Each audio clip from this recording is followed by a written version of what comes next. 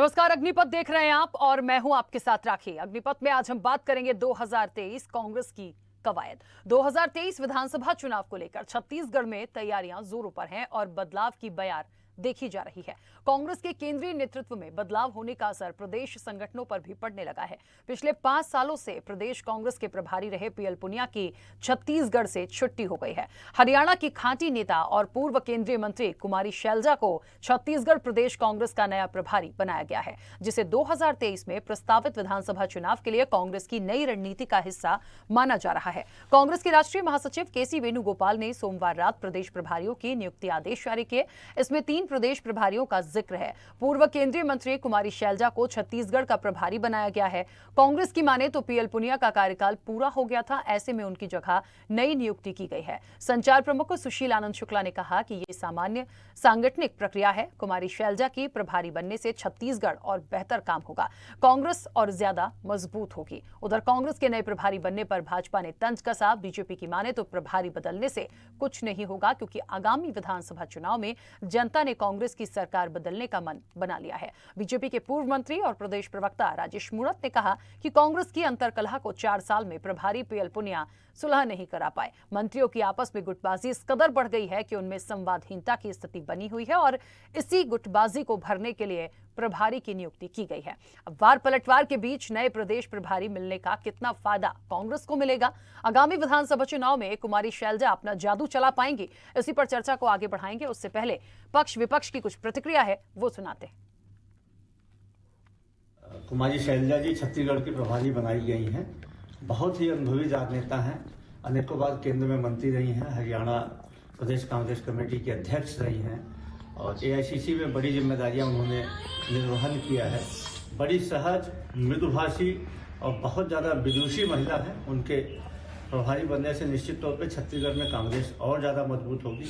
इसके पहले से पीएल पुनिया जी लगभग 6.5 साल से अधिक समय तक छत्तीसगढ़ के प्रभारी थे। उनके नेतृत्व में हमने 15 वर्ष के वनवास को काटा और उसके बाद वे छत्तीसगढ़ में कांग्रेस की सरकार बनी। लगातार उनके नेतृत्व में कांग्रेस पार्टी मजबूत हुई है। निश्चित तौर पे अब शैलजा जी के आने से हम और ज्यादा जिस प्रकार से विधायकों का मंत्री से नाराजगी और मुख्यमंत्री और मंत्रियों के बीच में जो चल रहा है, ये किसी से छुपा हुआ नहीं है। इन सारी बातों को जो यहाँ पर सरकार भ्रष्टाचार की चरम सीमा पर गई, अंतरकलह से जो कांग्रेस जूझ रही है और जिस प्रकार के हालात बने हुए हैं कि अब प्रभारी बदलने से भी कुछ बदलेगा नहीं, बल्कि जनता 2023 में अब कांग्रेस को ही बदलेगी। यही सत्य है और यही सच्चाई है। छत्तीसगढ़ में कांग्रेस पार्टी 2/3 बहुमत से ज्यादा जिसको प्राप्त हुआ है और कांग्रेस की अंतरकलह को 4 साल में प्रभारी जी सुलह नहीं करा पाए। माननीय मुख्यमंत्री जी से लेकर के प्रदेश अध्यक्ष के बीच में आपस में संवादहीनता की स्थिति बनती है। कभी कभी मुख्यमंत्री स्वयं बैठक के अंदर नाराजगी व्यक्त करके चल देते हैं। अध्यक्ष महोदय का अलग तरीके से स्टेटमेंट आता रहता है। मंत्रियों की आपस में गुटबाजी इतनी ज्यादा बढ़ गई कि एक दूसरे से संवादहीनता की स्थिति बन रही है। मुख्यमंत्री जी अपने मंत्रियों पे लगाम नहीं रख पा रहे। प्रभारी जी के पास एक रिपोर्ट आती है, रिपोर्ट के ऊपर एक कहीं से किसी प्रेस वाले ने पूछा एक मंत्री से कि आपके बारे में ऐसी रिपोर्ट है, कहता उस रिपोर्ट को मैं खारिज करता, मैं नहीं मानता। तो कांग्रेस की गुटबाजी इतनी ज्यादा चरम सीमा पर है। आज उस गुटबाजी को एक करने के लिए नए प्रभारी की नियुक्ति करना पड़ी।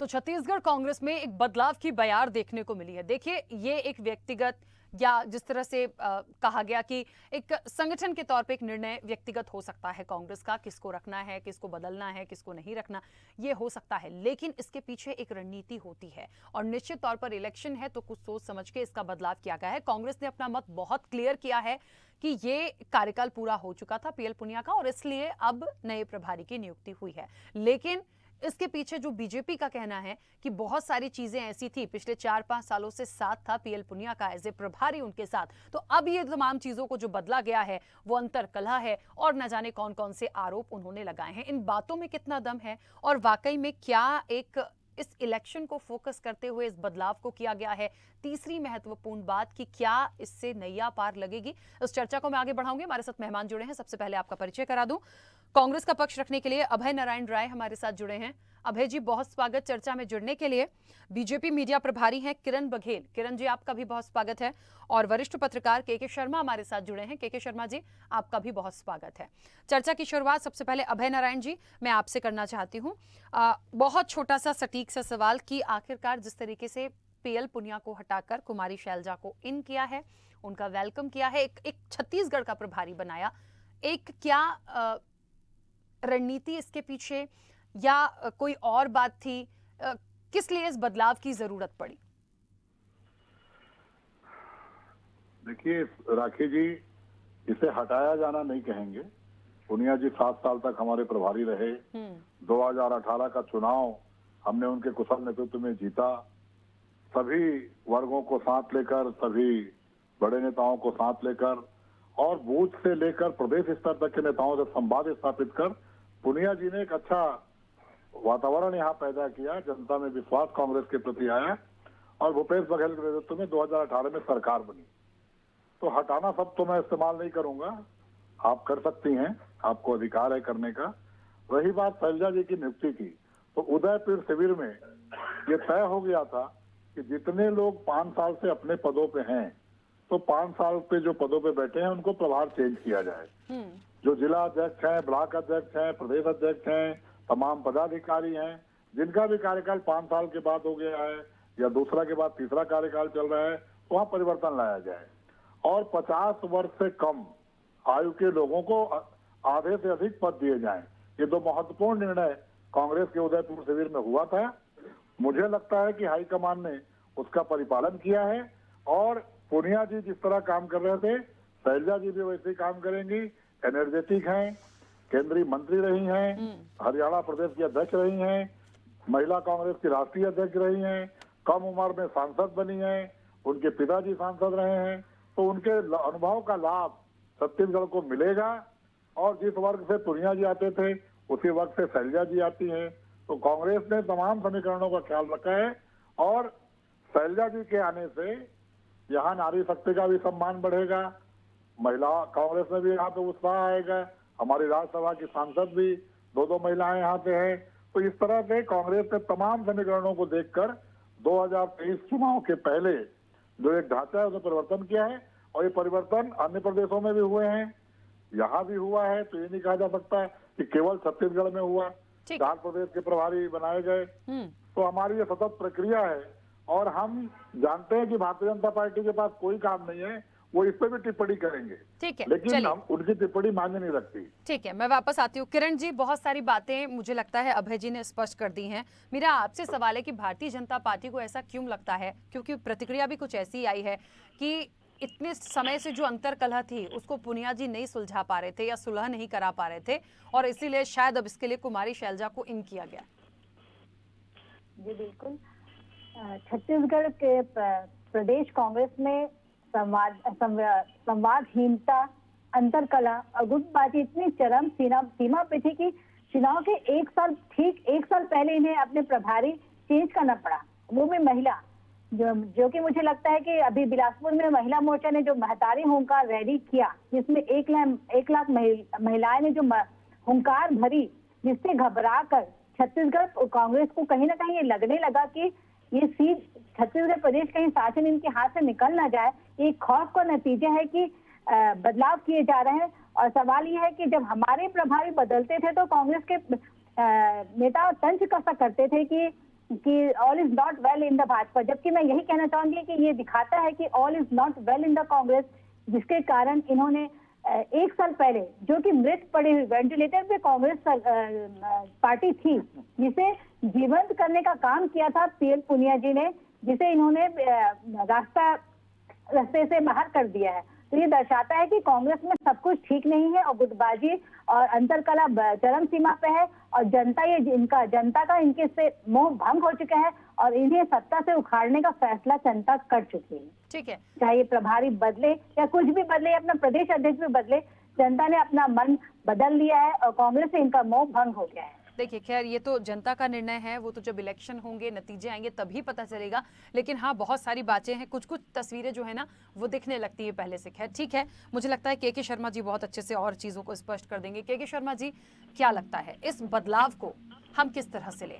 वाकई में एक रणनीति है इलेक्शन के पहले, कुछ और नया प्लान कांग्रेस का इसके तहत, या फिर वाकई में जो इस तरह के आरोप आ रहे हैं कि अंतर्कलह थी इसलिए, क्योंकि एक राष्ट्रीय नेतृत्व की मैं बात करूं कांग्रेस की, तो वहां से ये जो बदलाव शुरू हुआ या एक नया चेहरा मिला और उसके बाद ये चीजें धीरे धीरे होती जा रही हैं, इसे किस तरह से आप लेते हैं?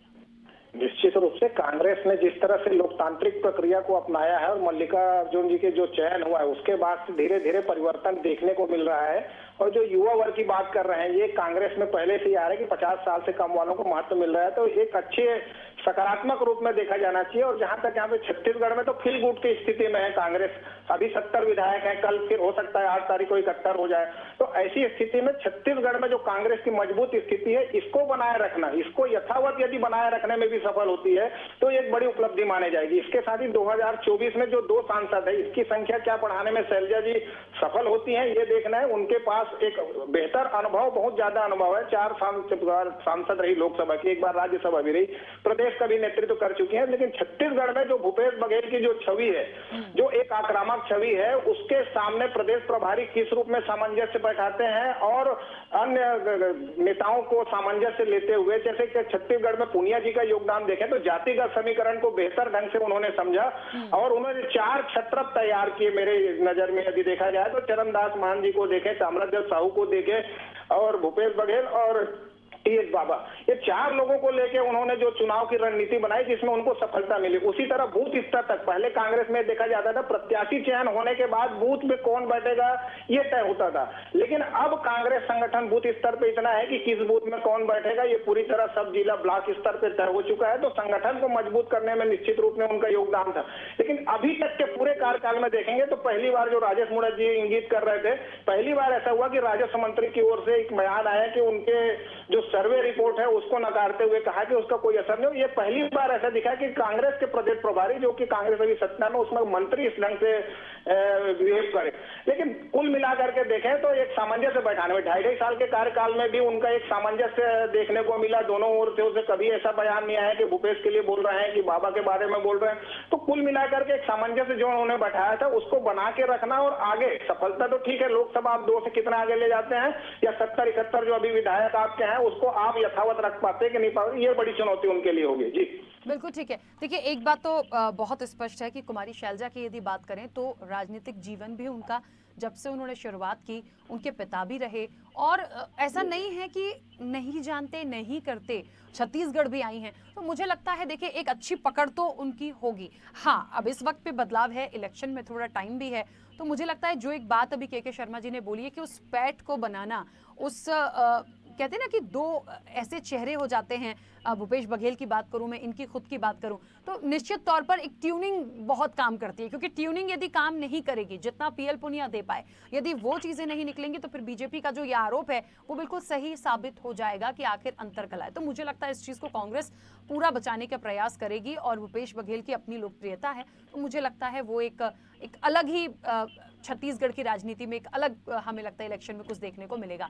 ठीक है अभय जी, एक महत्वपूर्ण बात यहाँ पर, पीएल पुनिया क्योंकि अब नहीं, अब कुमारी शैलजा हैं, उसके बाद भी जातिगत वर्ग की समीकरण की एक बात अभी के शर्मा जी ने निकाली है कि वोट बैंक देखिए हर इलेक्शन में बहुत प्रभावी होता है। जितना वो कर पाए थे, क्या कुमारी शैलजा उतना कर पाएंगी? क्योंकि उनका जो जनाधार रहा या उनकी जो एक एक्सपीरियंस उनका रहा राजनीति में, जो तमाम चीज़ें रहीं वो हरियाणा से बहुत मिलती जुलती रही। मैं ये नहीं कहूँगी कि सिर्फ वहाँ तक वो सीमित हैं, एक पकड़ राजनीति की, एक व्यक्तित्व जो होता है वो हर जगह होता है, लेकिन उस चीज़ को छत्तीसगढ़ में उतना करके निकाल पाना इलेक्शन में, क्या वो उतना कर पाएंगी?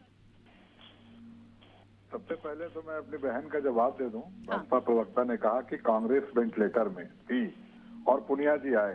कांग्रेस 2003, 2008, 2013 में 5-6 सीटों के अंतर से हारती रही।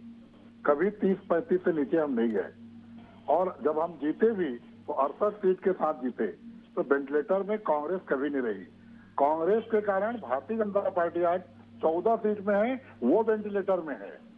दूसरी बात उन्होंने कही कि बिलासपुर में महतारी हुंकार रैली हुई तो इन लोगों ने महिला को प्रभारी बनाया।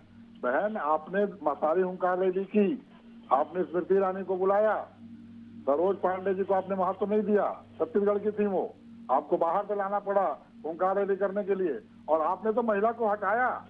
कुंडेश्वरी को मीटिंग चल रही थी, छत्तीसगढ़ में वो मीटिंग ले रही थी और मीटिंग में आपने विदा कर दिया। आदिवासी दिवस के दिन आपने आदिवासी अध्यक्ष को विदा कर दिया। तो जो वेंटिलेटर में परिवर्तन आपके यहाँ डॉक्टर खोजे जा रहे हैं कि वेंटिलेटर से कैसा निकाला जाए, तो मैं समझता हूं कि आपको अपनी पार्टी की चिंता करना चाहिए। कांग्रेस पूरे देश में कभी वेंटिलेटर में नहीं रही। कांग्रेस है, कांग्रेस का इतिहास है और देश के साथ चलता है वो। दूसरी बात आपने जो कहा कि पुनिया जी के शर्मा जी ने बहुत अच्छी बात कही और हम सब कांग्रेस के लोग, मैं बहुत छोटा कार्यकर्ता हूं, बूथ से लेकर आज प्रदेश प्रवक्ता के पद पे हूं। पुनिया जी ने लोगों को पहचाना, उनकी पहचान दिलाई। भूपेश बघेल, टी.एस. सिंहदेव जी का उस समय सामंजस्य बना, चरणदास मान जी, दामोदर साहू जी, रविंद्र चौबे जी, तमाम बड़े नेता एक सूत्र में पिरो के पुनिया जी ने संगठन क्षमता यहाँ दिखाई। इसमें कोई दो राय नहीं हो सकती। शर्मा जी से भी सहमत हूं मैं और पुनिया जी की क्षमता थी। और आज निश्चित रूप से एक नक्शा बन जाता है, उस नक्शे पर कोई भी इंजीनियर मकान खड़ा कर ले और वो इंजीनियर नहीं है तो भी मकान खड़ा हो जाता है, क्योंकि नक्शा होना चाहिए किसी मकान का खड़े होने के लिए। छत्तीसगढ़ में भूपेश बघेल नेता हैं, उनका नेतृत्व है, उनका चेहरा है, उनका बनाया हुआ 5 साल का संगठन आज भी उसी मजबूती से खड़ा है। मोहन मरकाम और भूपेश बघेल ने जो ढांचा खड़ा किया है, पुनिया जी ने उस नक्शे का निर्माण किया है, वो नक्शा और आगे बढ़ेगा, उसमें कोई कमी नहीं आएगी। और शैलजा जी को चूंकि अनुभव बहुत ज्यादा है, शैलजा पुनिया जी प्रशासनिक पद से राजनीति में आए थे। शैलजा जी राजनीतिक परिवार की हैं, राष्ट्रीय अध्यक्ष रही हैं, प्रदेश अध्यक्ष रही हैं, 2 बार केंद्रीय मंत्री रही हैं। तो निश्चित रूप से उनके अनुभव का लाभ हमारे संगठन को, कार्यकर्ताओं को मिलेगा। और शर्मा जी की इस बात से मैं पूरी तरह सहमत हूँ कि बूथ लेवल तक अगर संगठन खड़ा करने का काम किसी ने किया है तो भूपेश बघेल और पुनिया जी ने किया है और वो बरकरार है। उसी संगठन को आगे बढ़ाएंगी। ये राजनीति है, संगठन है, इसमें दोनों पार्टियां बदलाव करती रहती हैं, लेकिन भारतीय जनता पार्टी में बदलाव तुरंत हो रहे हैं।